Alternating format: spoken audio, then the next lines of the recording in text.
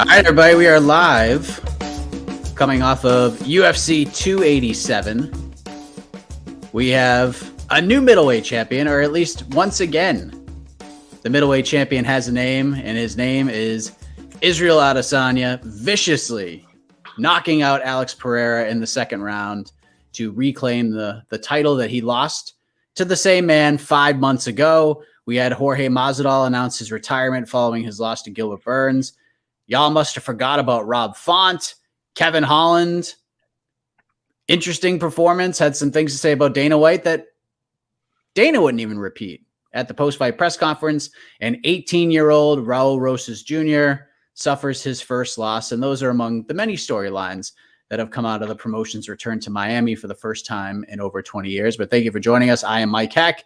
In the middle, that is Jed Meshew. On the right, the wise wordsmith himself, Shaheen Al-Shatti. So Shaheen, UFC 287 is in the books. Israel Adesanya exorcised the demons, and it seems like he has exorcised them for good. He feels like he has nothing more to prove. He says Pereira needs to go back to the drawing board and go through the hard times like he had to do.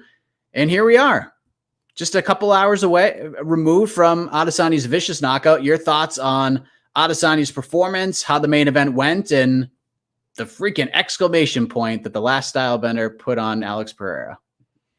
Yeah, exclamation point is right. No kidding.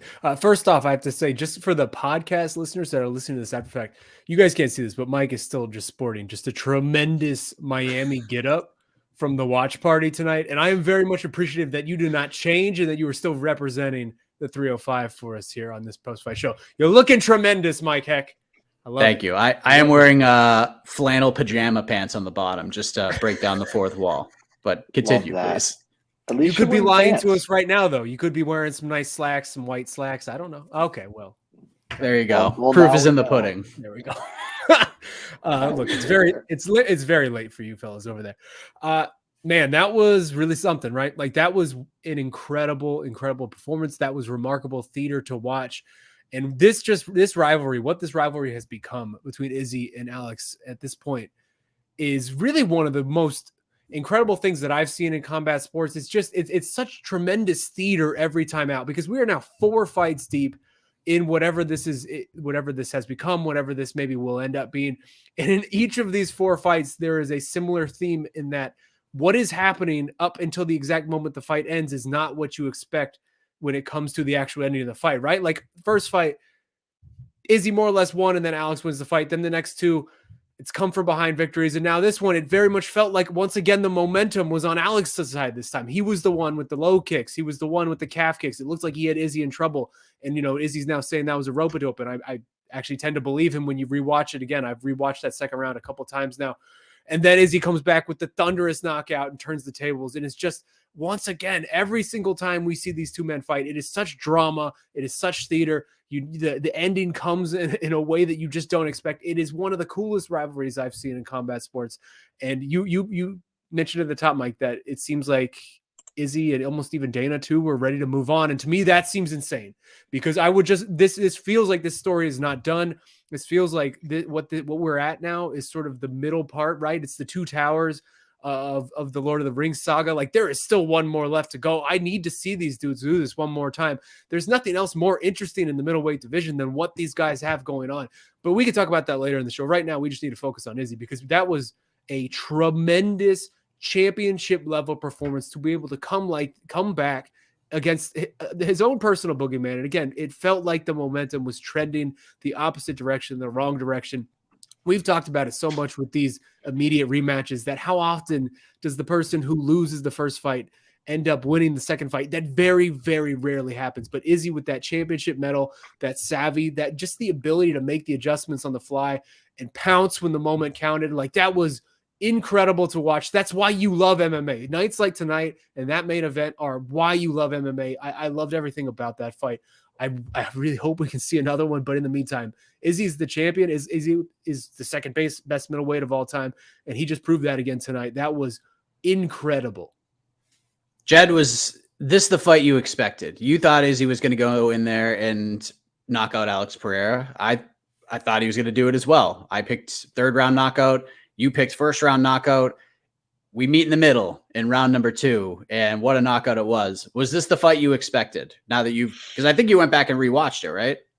Sure did. Not quite. So, and for very different reasons, because I thought Alex Pereira is never going to get his flowers, and I understand that.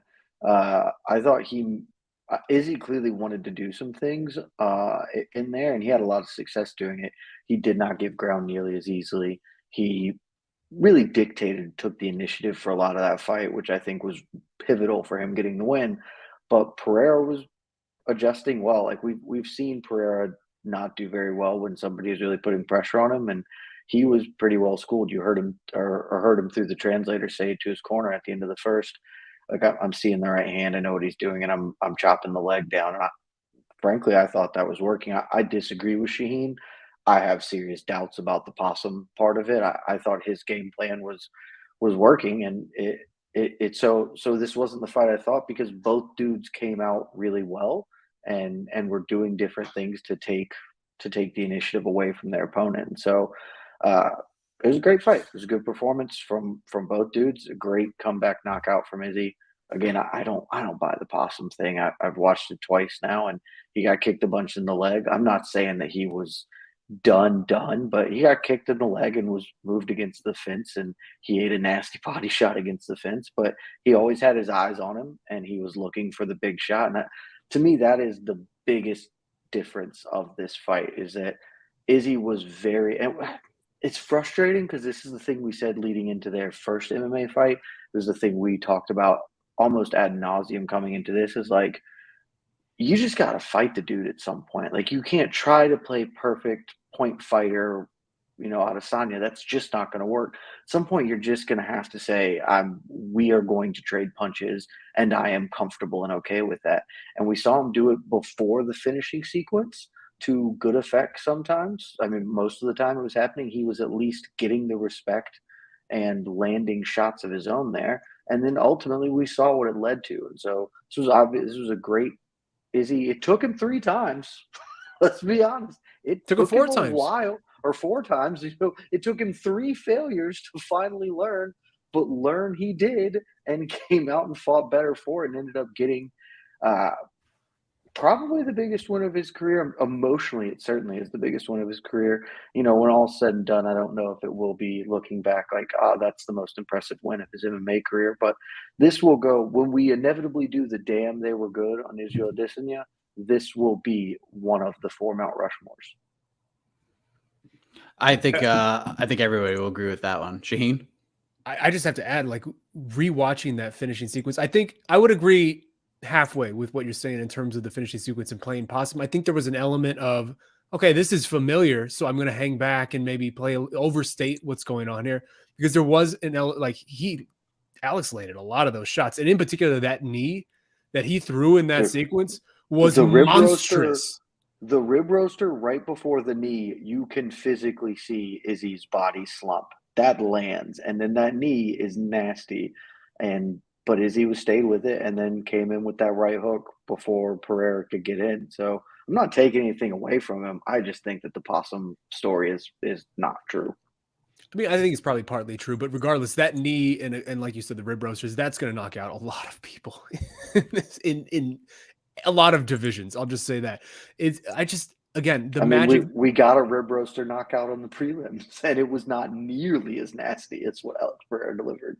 Yeah, the magic these two men make whenever they're in any sort of combat arena is just, it's sublime, man. It's sublime. I hate to repeat myself, but this is why you watch, right? Like this type of fight, and just watching the moment to moment of this was just so incredible. And then even Izzy afterwards, his sense of the moment with these things, and the theatrical nature of the way he presents himself in these moments, of the iconic photos now of him over Alex doing the bow and arrow, and just like the whole celebration, like all of it just felt so, I don't know, man. It was just, again, I've said it a couple of different times, but it's just such an incredible to see these athletes pull this out in moments like this, where like this could have been, if this went any possible wrong other way, Izzy's down 4 fights forever for this guy. Izzy's getting chased by this guy for the rest of his life. Izzy's seeing Alex Pereira memes in his comments section for the next 30 years of his life. Like, he is just going to be ghosted by, or followed like a ghost, haunted like a ghost for the rest of his life by this man.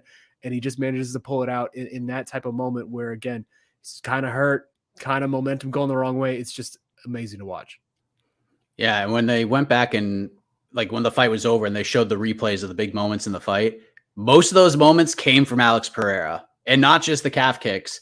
Izzy took some big shots. I mean, he took some big shots in that fight and was able to get through it, and that was pretty impressive stuff. So, Shaheen, you are on team. Run this shit back a third time in the MMA cage, in the UFC cage. Let's do that. Jed, do you agree with that? Are you on board with this idea?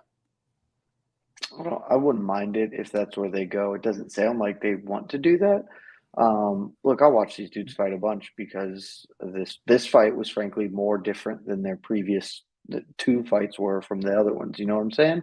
Like this showed depth and difference to me, and I would be fascinated to see if Izzy has really internalized this lesson, comes out similarly, if what Pereira takes from this and kind of moves forward with. I'd love to watch a rematch. I don't think you have to do it for the reasons that I think not the reasons I think it won't happen. I will hand up. I'm gonna be real honest. I did not listen to Izzy's post fight. I listened to his post fight speech in the octagon, and that was enough for me. I don't want to be the Debbie Downer of this event, so I was like, I'm good on his post fight presser. I don't need that. I've heard some of the things he said, and it doesn't sound like he's super interested in doing this again. To your point earlier, Mike.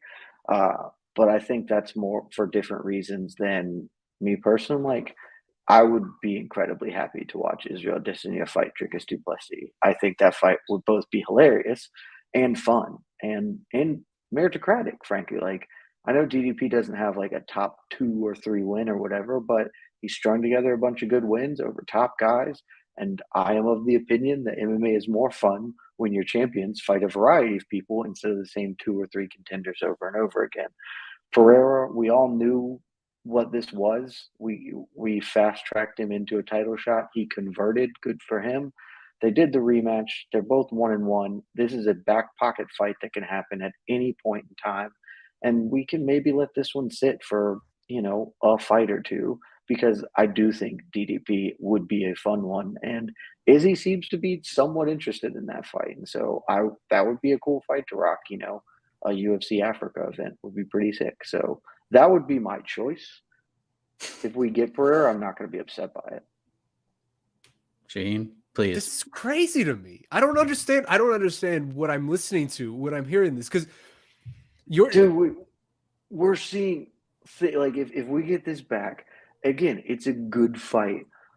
I would like to stop writing the same path to victory every 3 months. So this is just a selfish take. This is just a selfish take on your part. But it is in that respect, but it's also like broader. We talked about it coming in. This was like, I don't know what else to say about this fight. And you know what we did the week before? I don't really know what else to say about this fight because we're watching Leon and Kamaru fight again. And guess what? We're about to get Amanda Nunes fighting Juliana Pena again. I don't care. I do not care. Please give me new fights. I do not care. The next one is a new fight. The next one is a new fight. The dynamic has shifted now. This is a completely new thing that we are. Better. Nah, man. You're out here advocating for DDP versus Izzy being far more intriguing than watching what we just watched. I said way funnier. It's gonna be way funnier. I don't care about funny. Like, I'm here for legendary. The next one would be legendary. We're in the midst of one of the great trilogies in MMA history if this continues to play out. And the fact that until I hear from Alex Pereira's mouth, I'm going to 205. I am not going. Like, I'm not down with that idea that Dana White seems to be just trying to shoehorn him up this division, because this is not resolved. This does not feel finished, right? Like, this is 1-3. It's 1-1 really, but like 1-3 ultimately. Like, this is not the end of this story. Hold on. Because you said if it's 1-3, it's finished. 3-1 is a win. But in that case, it should have been finished at 3-0. In that case, it should have been finished at 3-0. But it's not, because it's a different sport, right? So it's disagree. It's not. It's 1-1. This is not finished. And the idea that this is a back pocket fight that you can go to whenever, that is not with merit to me, because it does not feel like Israel Adesanya is someone who is going to be around for the long haul. He very much feels like someone who has come into this game, made his money, built his legacy, and is kind of just pretty happy with what he's done at this point, and feels like someone who, once he walks away, we're just not going to see him again. Like, in general, like, he's just happy in his life doing other things. He's interested in other things. He alluded to it in his post-fight press conference. I don't know how many fights left that guy has. And I'm not trying to waste one of those fights on a middling contender when we have something so incredible in front of us. Like, this is the same thing that we always tell the UFC, do the thing. Like, this is it. This trilogy could be monstrous. This fight is so intriguing on a different level now, given the results we just got tonight, to do it again.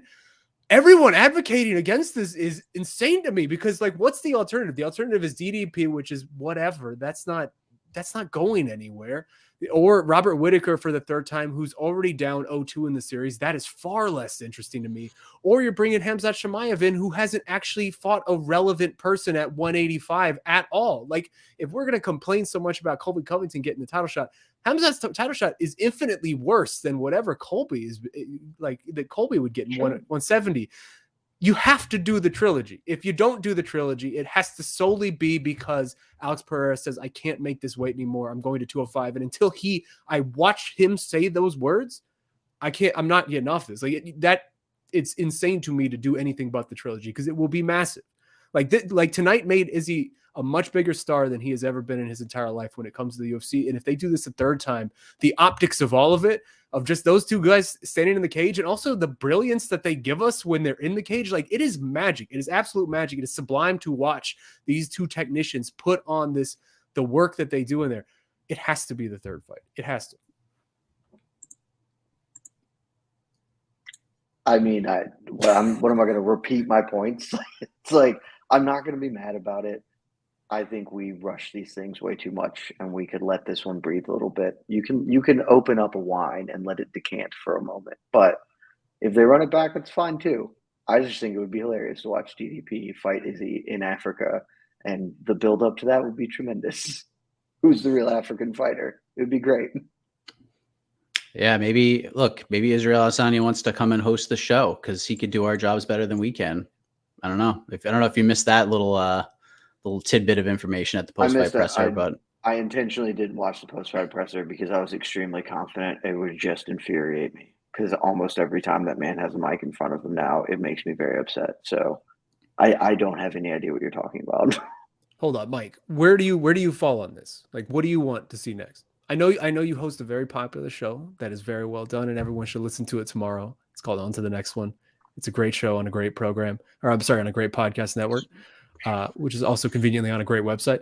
But I need to know, like, where do you stand on this? Are you with Jed on this, or are you with me? I'm with you, but the clock is ticking for the reasons that Dana White said.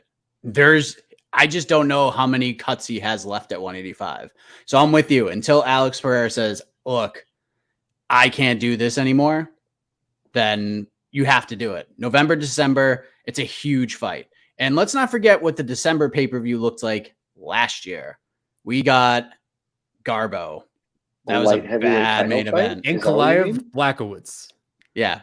We got a draw and no new champion so that we could do another vacant title fight at the next pay-per-view.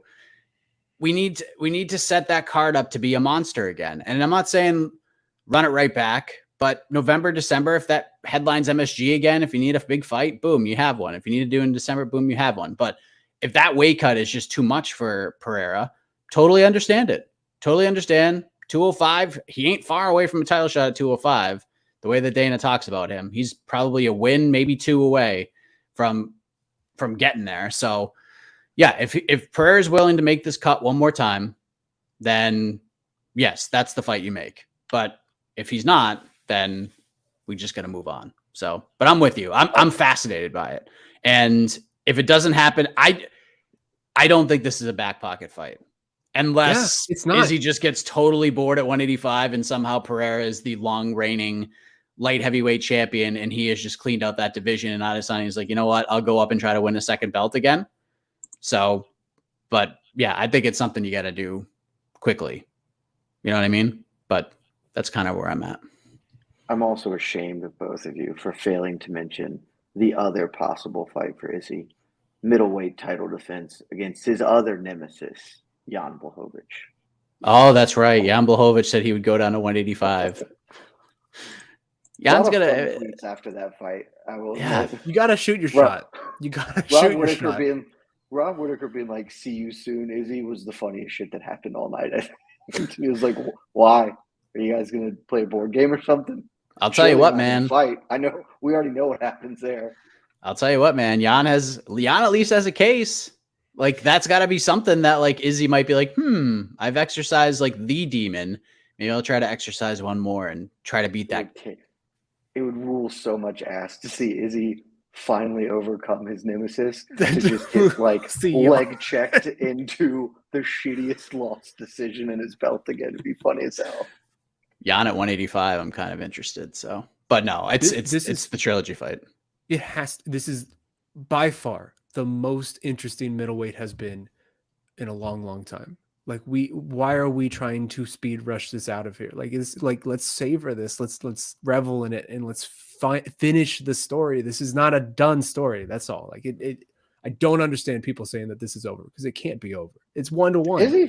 Izzy feels like it's done. Of course, wouldn't you? Quotes. Dude, if you beat me 3 times in something, and then the next time the 4th time I beat you pretty handily, yeah, I'm walking away being like, hey, I did it.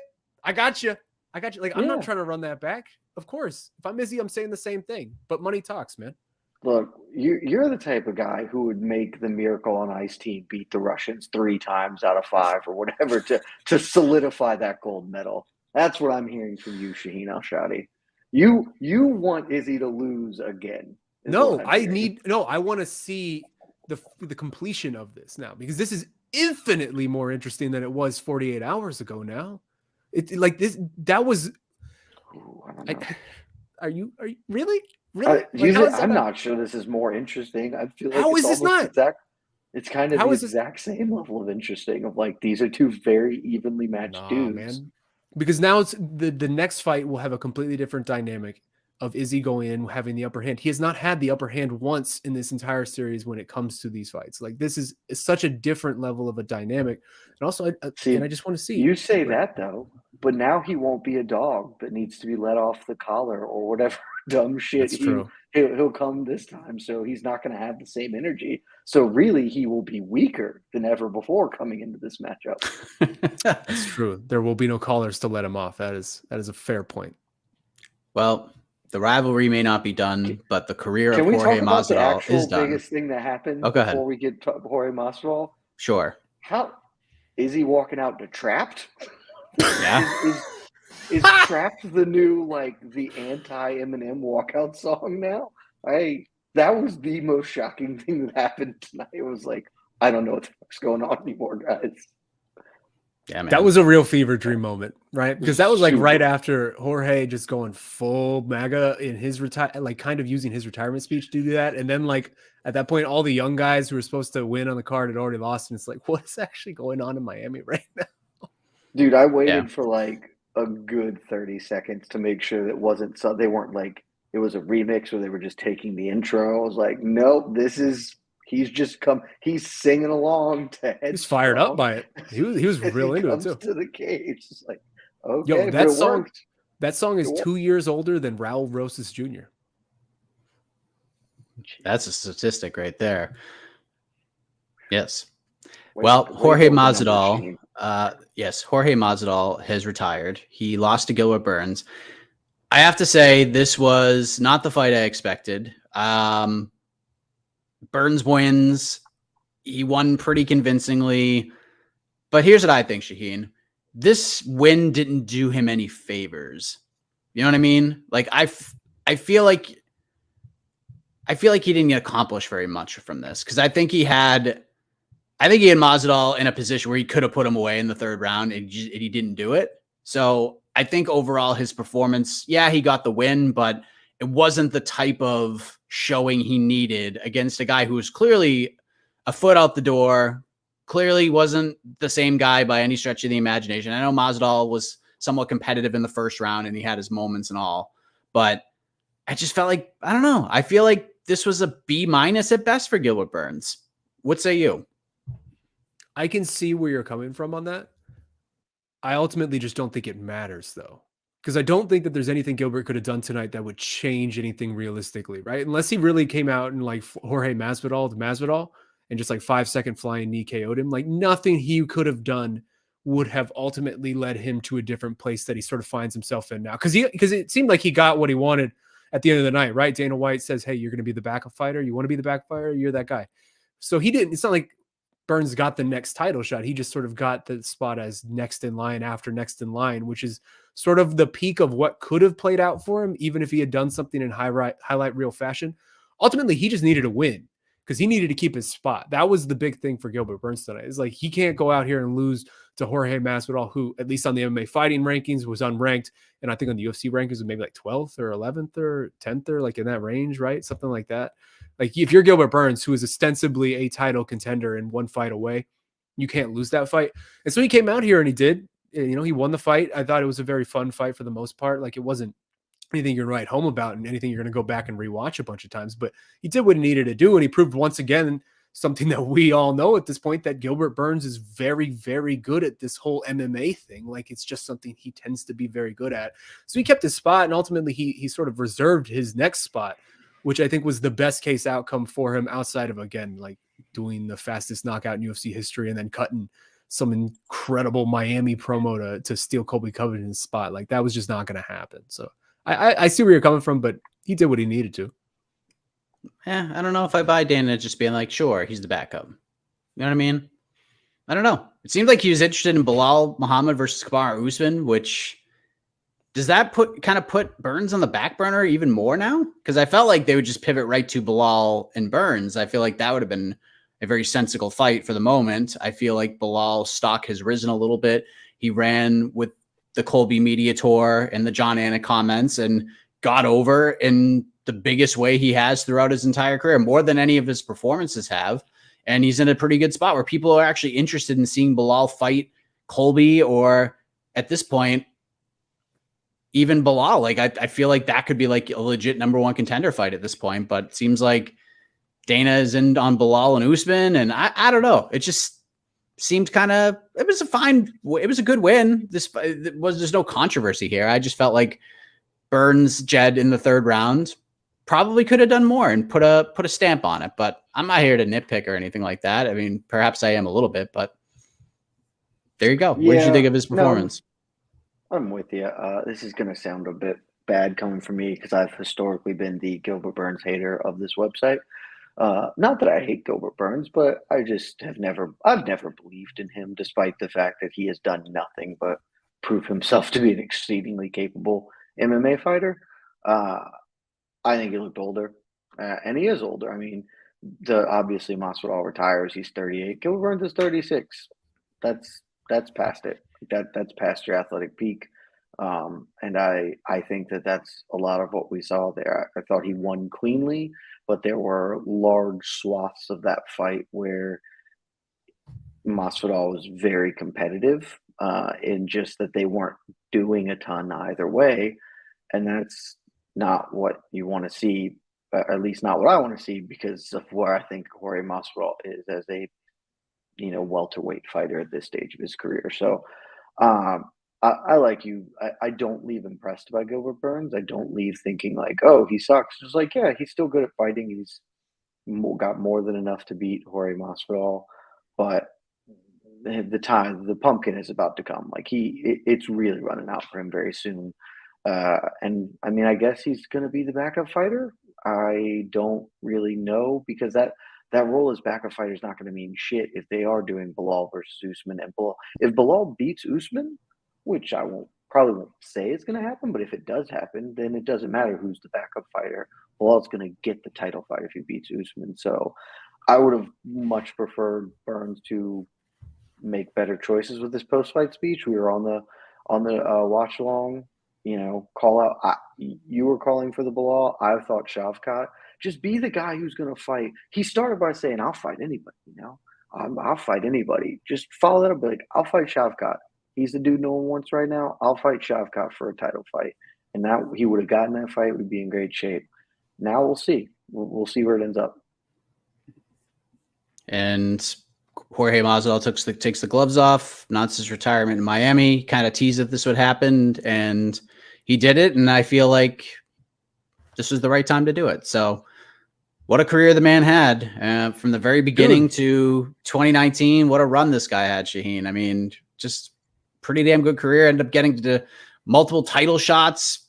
They created a title for him and Nate Diaz to headline a card at MSG. I mean, this guy did almost everything. And, he was, Colby calls him a journeyman and uses it in a bad way, but he's probably like one of the best definitions of a journeyman, a guy who has been through hell and back, made it through, did it for all these years, proved a lot of people wrong, got to the highest levels of the sport. And when his time was up, he said, yeah, my time's up and I'm ready to go. And he got to do it in front of his home crowd. So what was your reaction once Masvidal took the gloves off and said he was done? Bro, Jorge Masvidal fought at Bellator 1. Like that was his 20th pro MMA fight at Bellator 1. What is Bellator at right now? Like 200 and something? Like this, he's just the fact that he's been Almost around 3. this. Yeah, the fact that he's been around this long, and really, like when I say this, I very, very much don't mean this as an insult. So I hope it's not received as one. He is one of the great overachievers. His career and what sort of he was able to accomplish with his career. He's one of the great overachievers in MMA of the last 20 years, of the last 30 years, probably, because like the way that his career played out simply does not happen. Like he was deep into it, more than a decade deep. He was like in his mid 30s when sort of the star turn came, and he was already who he was at that point. He was a guy who had a lot of, I think our good buddy AK Lee tweeted out today where he had like a 5-year run of nothing but decisions, and a lot of them were split decisions. And he was just a very frustrating guy who was losing a lot of fights that he should have won and winning fights that maybe he should have lost. And he was just kind of like this 500 fighter for a really long stretch there, who was just almost like another name, another face on a lot of these cards. And then all of a sudden, the way he was able to reinvent himself around 2017, 18, 19 range, frankly, again, just does not happen. Like there are not a lot of examples you can point to throughout the history of this sport of people who have been able to manufacture something that late in their career to completely reinvent themselves and turn into a superstar, the level that Jorge Masvidal genuinely did, because he had a real moment for like 1, 2, almost 3 years where he was one of the biggest superstars in the sport. And I'm sure he made a lot of money. He said tonight, I'm a multimillionaire. Like, that good for you, Jorge Masvidal, because I'm sure 5, 6, 7 years ago, that dude was not thinking, man, I'm going to get out of this whole MMA thing after 20 years and be a multimillionaire. Like that was probably not in his plans or his the ideas of what this would be back then. And so the fact that he was able to do what he did in sort of this final chapter of his career is frankly, like I wouldn't put it quite up with like a Michael Bisping or a Glover Teixeira, right? Because those guys won the title and pretty much reshaped their destiny, like reshaped how we will think of them historically. But he's right in that next tier of guys who have just completely reinvented themselves so late in their career and completely changed the way we would perceive them from a historical setting. Because I think if this last run had not happened, there would not be Jorge Masvidal conversations taking place in 10 years, right? Like we would not be talking a lot about Jorge Masvidal. He'd be a guy who stuck around for a long time, who fought in a lot of different promotions, fought a lot of really, really good guys, was always really competitive and really tough, but he didn't have like those moments that you would remember. But now he does. He very much does. And I'm sure 5, 10 years from now, people will still be talking about Jorge Masvidal in some glowing way, or remembering fondly of, the Ben Askren run, or just that whole 2019 run where wins fighter of the year out of nowhere. Like it was frankly quite miraculous the way all of this played out, and good for you, Jorge Masvidal, man. Not a lot of guys from that era in particular that he started in were able to last as long as he did, and can say that they came out of this, with fat bank accounts and giant mansions in Miami. Like that dude won. He won the race, and ultimately, like screw titles. Like that's what this is all about. It's just winning the race, and he very much won the race. So hell of a career, man. Kudos to you for you did it. Like very few people do it, and you did it. Jed, what would you like to say about Mr. Masvidal now that his career is over?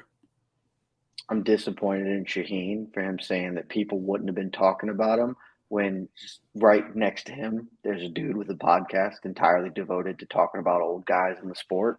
And I would sure have been talking about Jorge Masvidal then. I will tell you, I'm really excited for the Jorge Masvidal episode we're going to get. If the 2018 to 19 and onward run had not happened, there is a 2% chance that he gets a Damn They Were Good episode. Oh, and maybe it would have been in like episode 143. Like it would have been really deep when we're running out of ideas. No, he would have for sure gotten one because he was the guy who was originally supposed to be about journeyman. The show was originally supposed to be about cool journeymen. Like, oh man, those guys were fun. Jorge Masvidal was fun for a minute, and then he had this. But I agree with most everything Shaheen said. Like he won. He won. I don't know if he's going to continue to be a multimillionaire if he keeps putting on game bred boxing events that probably cost That's a good point. $8 million a piece, and I cannot imagine delivered return on that. But if he is a millionaire, I hope he is doing well. This is about as good of a retirement as you could hope for in this sport. He gets to go out in front of Miami where he made his career debut 20 years ago. He's not the main event, but he was the main event, certainly for that crowd, that they were there for him. And he gets to go out still being a top 20. I think is he a far for us? Either way, he's, still one of the top welterweights in the world in the grand scheme of things. And like Shaheen said, late career renaissance in a very substantive and meaningful way, about as good a retirement as you could possibly ask for. And he stopped the landing almost. The addendum after it was real weird to because he nailed that post-fight speech to a degree that I was like, oh, he knew he was going to lose this fight because this feels like he practiced all these things that he's about to be saying, which you wouldn't practice that if he wins because then he's going to try and get the Leon fight. The addendum aside afterwards, which was like, your mileage is going to vary depending on your political views.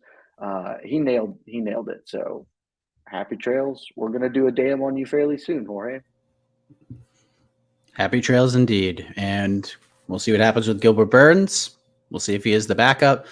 I do want to take a few questions from the peeps, but before we do that, main card delivered some other cool moments for sure. This card delivered some very cool moments, Shaheen. So outside of the main storylines of the top two fights, who's the low-key MVP of UFC 287? Who stole the show for you outside of the major storylines? I just have to really quickly say, when we do that Damn They Were Good episode, I'm very excited for the 15-minute Toby Amata tangent. And maybe like 4 people watching this right now know what I'm talking about. But if you know what I'm talking about, you know what I'm talking about. That's going to be really fun. While you were talking, I was just like, let me go remember some Jorge Masvidal stuff. And when you said the Bellator 1 thing, because I knew it, man, like I remember so many of these, even the pre-UFC stuff, like the Sengoku run. This is going to be what a Bodog. It's going to be incredibly. He fought in Strikeforce at the Playboy Mansion. It's going to be the best. Well-traveled. I'm very excited for this. The man was well-traveled and also on the receiving end of the wildest submission in MMA history.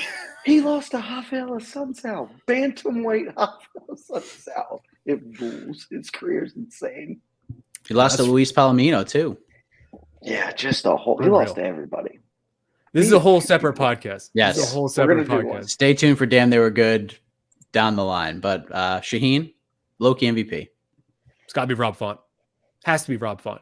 When we put together, which is not something we put together, but when we put together at the end of the year, the y'all must have forgot Roy Jones Jr. All-Star team, like Rob Font's on the starting lineup of that team because no one was counting him in for this fight. Like he was almost being treated as just like it was a formality that he was going to show up and then just sort of like, here, I'll lay out the red carpet. You can go ahead and walk down this Adrian Yanez, like on your way to the title. Like that was just the way that this fight was being spoken about, broken down. I don't know that I saw anybody in the world pick Rob Font. I know I certainly didn't. I don't think either of you two gentlemen did. I did. Well, okay. Okay. It's New England. He's New England. He's like, come on, he's got to rep his boys. Boston. I'll explain why in a moment. It had nothing to do with New England. Mike. I don't believe Jed. I didn't. I was pointing to him. Okay. I was going to say, you're not better than me. How dare you? No, I for sure didn't.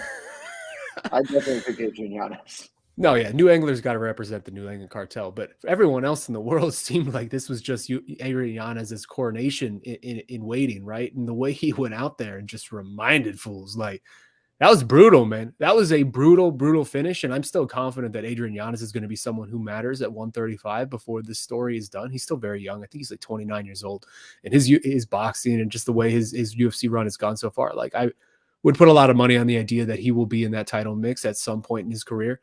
You know, sometimes the first shot to take that leap doesn't work out for everybody.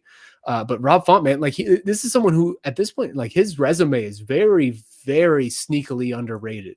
I think the Cheeto Vera fight in particular threw us off the scent with him quite a bit, right? Like, you look at sort of what he's done over the last 5-6 years. I think he's really only lost to one current person who is still active in this division over that time, and that's Cheeto Vera. And, you know, if you want to say, you know, hey, you lost to Jose Aldo, like, okay, cool. A lot of people lose to Jose Aldo. Like, Jose Aldo could have won the damn title right before he retired. Like, that's not something to be ashamed of. So Rob Font, man, I didn't believe. I think a lot of people didn't believe. Kudos to you, man. That he absolutely showed out, did the damn thing. And I would love to see him now sort of get reinserted in that title picture, whether that's a Piotr Jan fight next, whether that's he wants Stevenson Figueiredo to welcome him to bantamweight. I like that as well. I think either of those fights make a lot of sense. That's way too small. He's too small. Can't do that. That's why it's a smart call out. I love the Jan pick. I love the Jan idea. That's spoiler alert. That's what I'm going with on to the next one. I would like the reason I picked Font was not the New England bias, because I've picked against Calvin Kattar in the past, and I have picked against Rob Font in the past. It's not that I wouldn't pick against the New Englanders. What you mentioned, the resume and the level of competition, it's just night and day. When you go from Jose Aldo to Jose Aldo to Marlon Vera and then to Adrian Yanez, I just felt like Rob has just fought way better competition. I mean, it wasn't even close. Like, Davy Grant for sure, like, tough out for anybody. And Davy, like, took Yanez to the limit in that fight. And I would pick Rob Font pretty confidently to beat Davy Grant in the fight. But that was the whole thing for me. Like, I was happy to be proven wrong if Adrian was up for it. And I think he certainly was. And I just think Rob was just on fire tonight. And Rob was beating a lot of guys at 135. But the experience matters, man. Experience and level of competition matters. And that was the biggest thing for me. Like, I thought this is a 50-50 fight. And I just thought the level of competition, the guys who Rob has been in there with, he hung with Jose Aldo. He proved he belonged with Jose Aldo. Yeah, he got dropped a couple times. He did very well against Marlon Vera outside of getting dropped. Like, just look at the numbers statistically from that fight. Like, he can hang with all these guys. I just hadn't seen Yanez be able to hang with any of these guys. His best win was the Tony Kelly win, which is a great win, and it got him to where he was. And I'm with you, Shaheen. I think this is a guy next couple of years, he'll be a top 5 bantamweight. This is a step up that needed to happen. I love the matchmaking, but in the end, with the fight that close, I have to go with the guy that just has fought the murderer's row against the other guy until I see him prove me wrong. And I just didn't see that. And what a performance. What a fight. Yanez looked good too until he got dropped. It was a hell of a performance. And something you just said right there is exactly my biggest takeaway, just generally from the whole night, which is you said experience matters. I'm writing this in my column right now, my post-fight column that goes out on Sunday. But like a couple years ago, I did a really silly, stupid story at my old workplace of like not a great website. Not a great website. Not nearly the website that this website. Not a great one.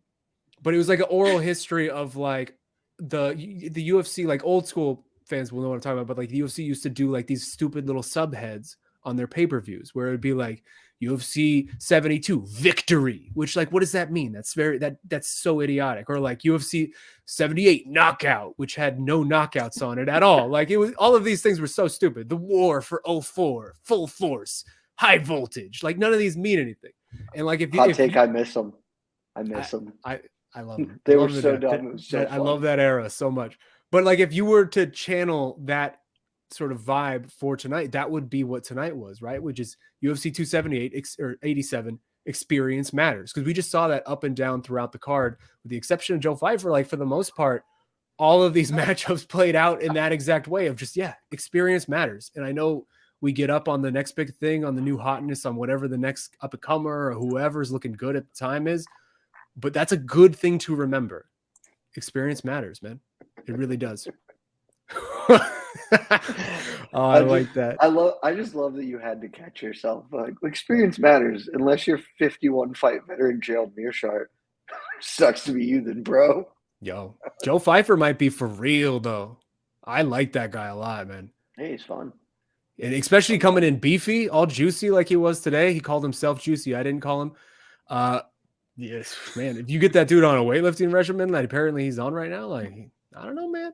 Middleweight's interesting. Middleweight, the next generation of middleweight's coming, and he's one of those guys. Yeah, GM3 was donezo as soon as he hit the mat. He got clipped and he was done. And I don't know what the referee was thinking. Like, he's basically telling him, the other thing, he could have just sent the referee was he waiting for a text message saying, "I'm done, stop the fight"? Like, what are you doing? That stoppage was brutal. Pfeiffer stood back and like just let Meerschaert sit there like this for like what seemed like 5 seconds, and he's just like, continue. He basically tapped without tapping. So yeah, Pfeiffer looked good. Font looked great. Jed, takeaway we didn't discuss before we take some questions from the peeps. Takeaway we didn't discuss. That's a good one. I mean, we can just cap onto the experience matters part because we should probably at least address this, right? 18-year-old Raul Rosas Jr. took an L, and that was like the third biggest story coming into this card was Raul Rosas Jr. and being the Mike on the pre-fight Q&A. We got the question: is Raul Rosas Jr. guaranteed to be the youngest UFC champion of all time? And I dismissed it as ludicrous. And 12 hours later, or whatever it is, feel really good about dismissing it as ludicrous. I'm not here to dance on Raul Rosas Jr.'s grave. He's 18. Like, you're just going to have mistakes.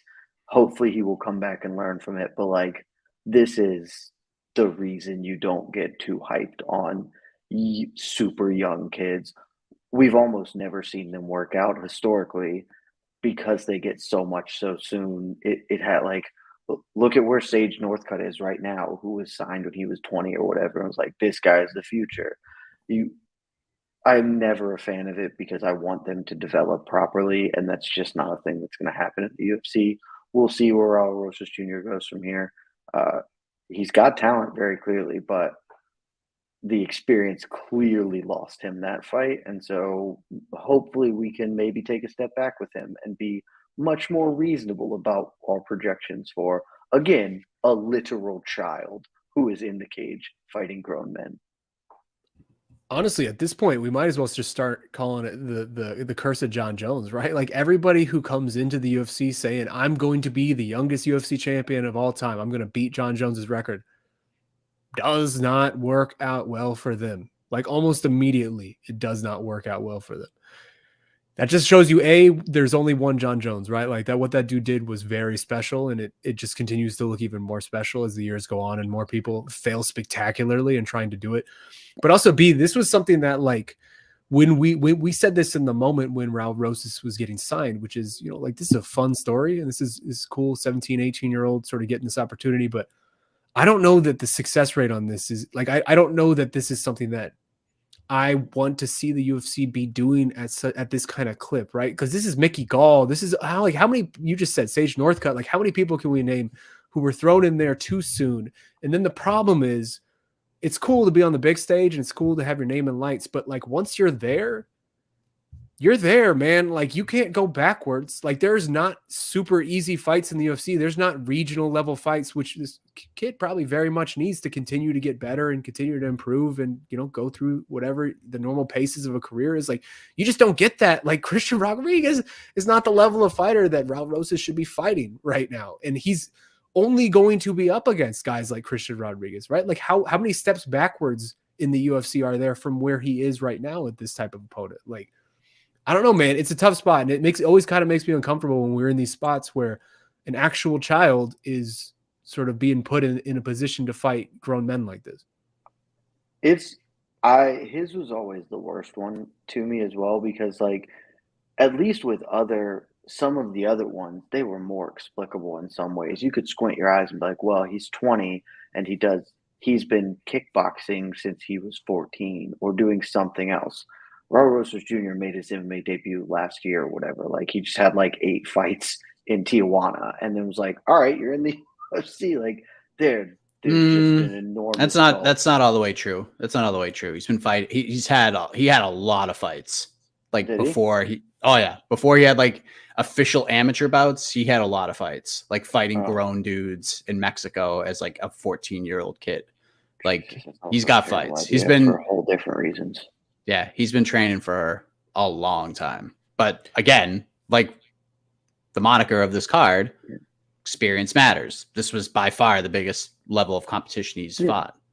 And that's like, if you watch, that's a winnable fight for him. He could beat Christian Rodriguez. I mean, he almost did. But he fought like an 18-year-old kid who thinks he's invincible and has not really faced adversity and just came out and was like, I'm going to run over this dude. And then he didn't, and then things went real bad real fast. And it's just like, he could learn that lesson places that aren't on the UFC stage, and that would probably be better for him. But here we are, and we'll see what happens.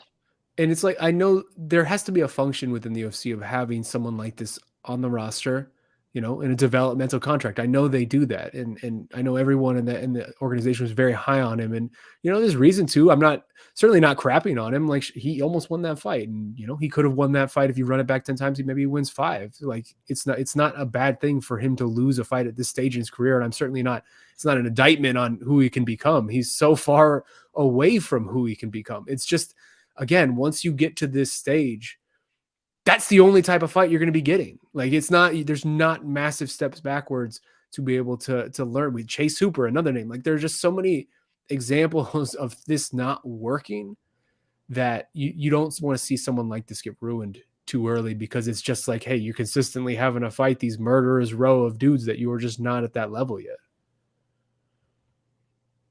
Yeah. Hopefully he learns from it, and we'll see what happens. So, all right, we'll take a few questions, get them in, and we will answer said questions. So let's do it. I saw a couple earlier, but this thing just tracks really, really quickly. Someone asked earlier, I remember the question stood out, so I'm just going to ask. Shaheen, was Kelvin Gastelum's performance, would you consider that a career resurgence? I would consider it a career-saving performance, certainly, right? Like, that man you saw it in his post-fight interview. Like I had said earlier for the main event, like, this is why you watch, right? Like, this is why the sport is so great, and this is why we love it so much. I would say the same thing about Kelvin's post-fight speech. Like the amount of emotion that man had bottled up inside of him after what really was just had to in his own body, going through the paces of it.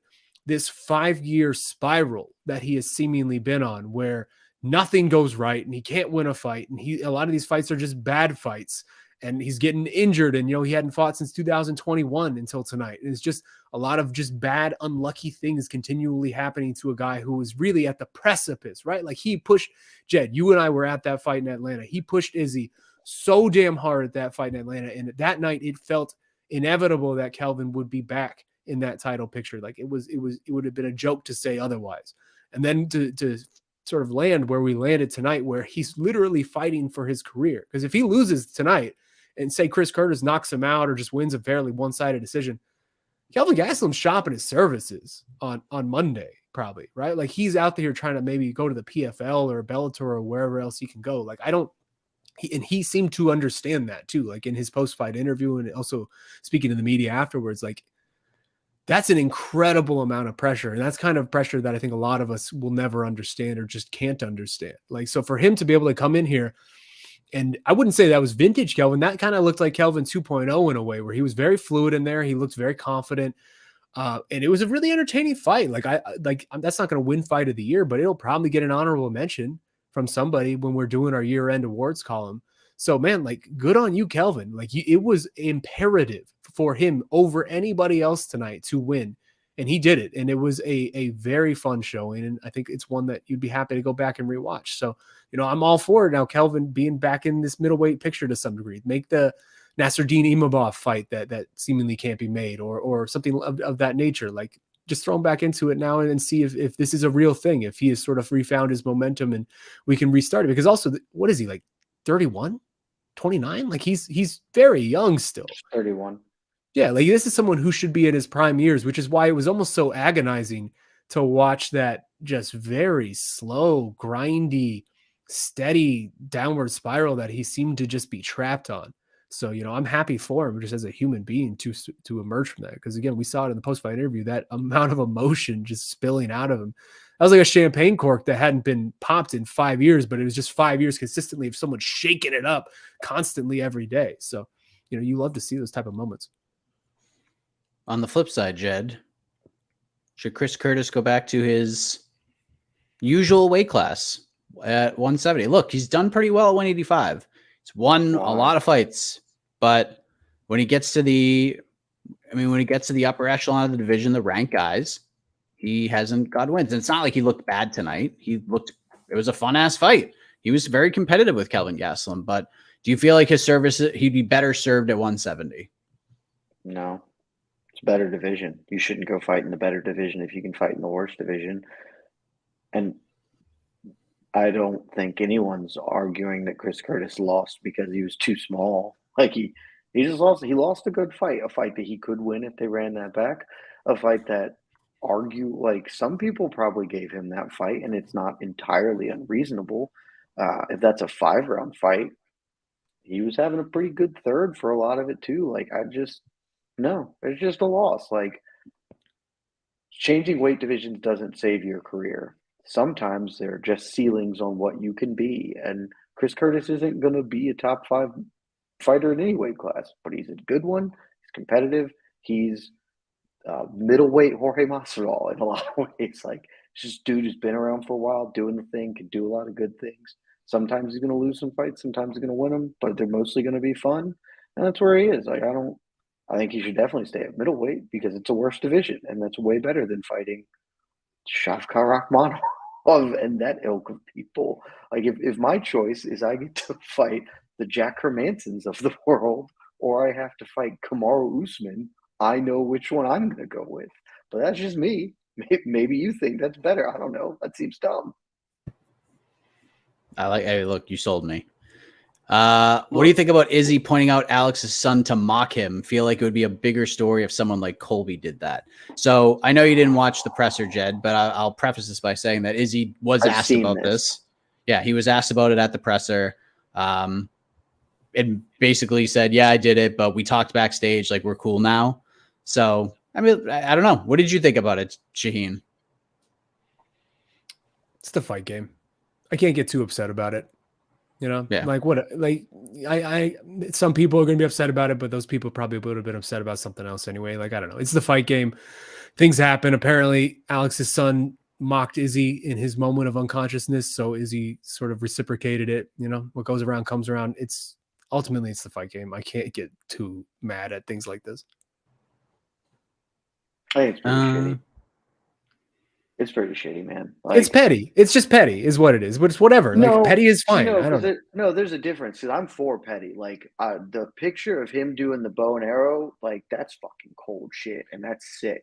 That was cool. I'm a petty man, and look, if somebody's talking shit, you deserve and you do the thing, do your dance. Like, that has been a tenet of my life forever. I'm down with it. You're talking shit to a kid who was like 6 at the time he talked shit to you. I get holding the grudge. There is a substantive difference between if that was his older brother, like Pereira's brother, or just a grown ass adult and not a child. Okay, doing it to a kid, we don't need to get super up in arms about it or burn the village down, but it's objectively pretty shitty to be like, I'm coming at your kid because your child. I will also say, kind of shitty for his kid to make fun of him or whatever, but he's also in 6, so 6-year-olds. Well, do we actually know how old this kid is? Because I don't actually know how. I don't. He was very small when he did the same thing as he did, because it was in the kickboxing fight. But you just look at him and he's very small at the time, so he was clearly not of like an adult age at the time he did it. And so it's just like, it's petty, and it's petty in a shitty way. But again, it's not like we don't need to make this some sort of awful thing. It's just like, yeah, that was pretty shitty. It'd be cool if you didn't do shitty things. But if do it to his corner, fine. That's sick. The bow and arrow thing, sick. Talk your shit. You deserve that one. Just maybe leave the kids out of it, because I feel like we've done this time and again in all different things. It's like, yeah, just don't attack people's children, because why would you do that? Bow and arrow was cold. The Bow and arrow was ice sick. cold. That's one of the best photos in MMA history. That is a really just good everything that goes into that moment. That's why I'm saying, like, I don't, to dial it back to the beginning, I don't understand why people wouldn't want to see the final chapter of this. Like, this is so intriguing to me. Well, this has been an intriguing fight week, hasn't it? We've had a good time. I feel like people were kind of on one all week. Our chats were very feisty at times, which I appreciate. And we will have more follow from UFC 287 tomorrow. On to the next one. AK and I will record that. I don't think we're going to do a video one just because of all the craziness that happens in the places that I do them. So I think we're just going to record something, throw it on the pod network, and do it that way. And so you guys will get your show, and we'll get to read a lot of the listener picks that you guys love anyways, because we get so many of them. I got a phone full of DMs already that we wouldn't read on the live show. So, and then MMA Hour back on Monday, and we'll just get ready for UFC Kansas City. And that's where Jed is right now, right? You're in KC? I'm not in KC. I'm in Savannah. I go to KC next week. Next week. You're in Savannah. Oh. Yeah. I came home to visit the folks for the holidays. So how long are you in Savannah for? I leave on Monday.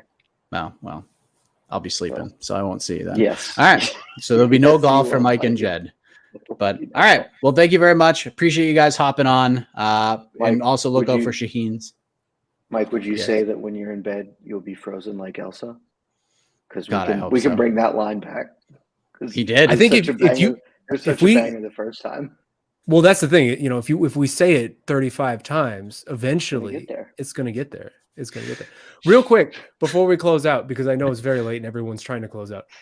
Can we just salute the star of the week that we have not saluted yet? And that is, of course, that gorgeous mane on the man to my left.